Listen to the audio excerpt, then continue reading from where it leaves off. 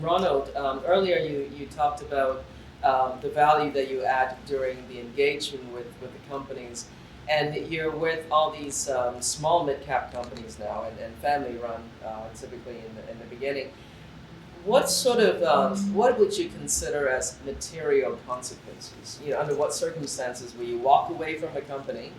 And what are the red flags that you've identified in the past? Can you summarize some of that stewardship experiences for us? Well, when I think about investing, I think about the three C's: correlation, connection, and causation. So as we engage a company, and build a portfolio, obviously you could do all the math. Correlation. What's my correlation to you? Maybe it's 0.2 if we don't know each other. Then maybe with someone here, maybe both went to NYU, maybe correlation is higher, right? So big data, IT could all do that, big numbers. But what we really think about as we try to engage the society, the community, is about connection.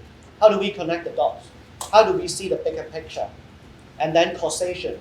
How do we influence change? How do we instill and promote best practice?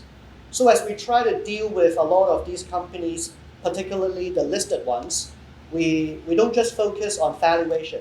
We also have to think about the character of the owner, the businessman, mean a lot more to us. And sometimes we have to think about whether they are ready to change, willing to change, or able to change. Especially now, a lot of the second or third generation are taking over the businesses. We have to be a good judge of character. So as we engage them, we think about four things. Can we promote the best practice in transparency, in corporate governance? Are they willing to listen? And if they do, are they willing to report it to shareholders?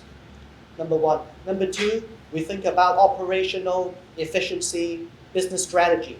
Are they willing to accept our ideas? Then we start a conversation.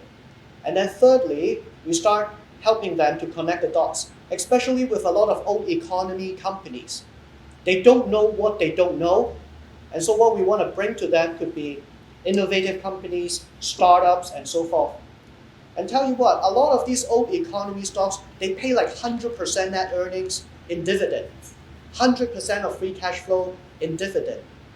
And we ask them, why are you doing that? Maybe because the family wants it, or maybe some big investment funds like us or others want them to pay out in dividend. And so one thing leads to another. For example, in Hong Kong, because of all these families who have, found the winning formula 20 years ago, and now they're just paying off dividend without investing in the future. So now what we try to tell them is, all right, here are ways to improve your company. Here are ways to connect your old economy company to new economy companies. Will you be willing to invest? Will you be willing to kind of invest in the future? One at a time. So we are promoting that. So about connecting people now. And then causation, like I said earlier. Can we really bring things together? Can we bring our portfolio holdings together and solve some social issues out there? Can we empower the younger generation? There are so many companies that are doing really great stuff in Hong Kong, but they don't ever open up their factory. They don't ever bring people to see what they have in store. Food manufacturer, pharmaceutical companies in Hong Kong. There's a small cap company that supplies 70% of all the drugs to the hospital authority. State-of-the-art factory in Hong Kong. No one knows about it. So what we do is we engage them, we tell them for social responsibility and to empower the younger generation. Let them know what Hong Kong has to offer. We tie the dots, we bring them together. You only get to love what you know, and you only know what you are taught or shown. And so what we want to do nowadays is to bring people closer, be the causation of things. And that's kind of what we do. So if they are willing to do it, if they are ready to do it, we'll continue to invest in them.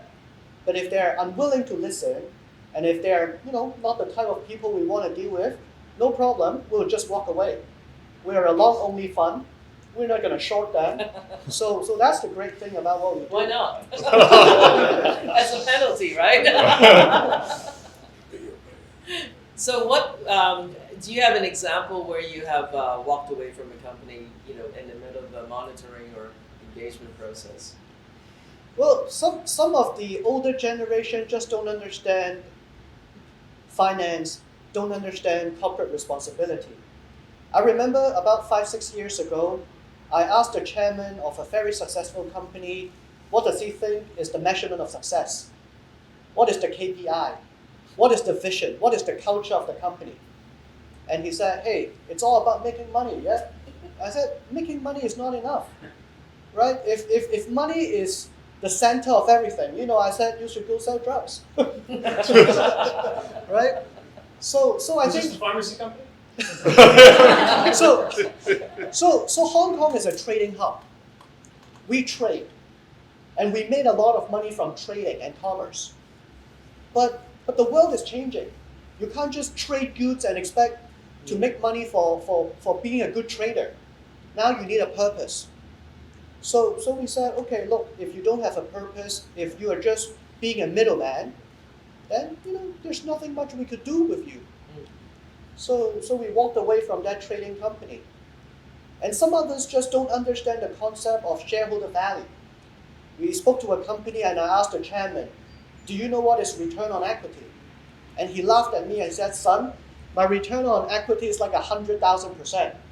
And I said, why? He said, I invest 10,000 50 years ago and now I'm making billions. So ROE is like 100,000%. I said, no, Mr. Chairman, your ROE is really just 3%. And he said to me, are you sure? And I said, yes, this is the numbers. They're just totally disconnected from the market. So there's a responsibility to really understand the metrics, shareholder value, and people, some of them just don't engage. They feel that if I get listed, if I do well, people will buy my stock, but it's no longer the case.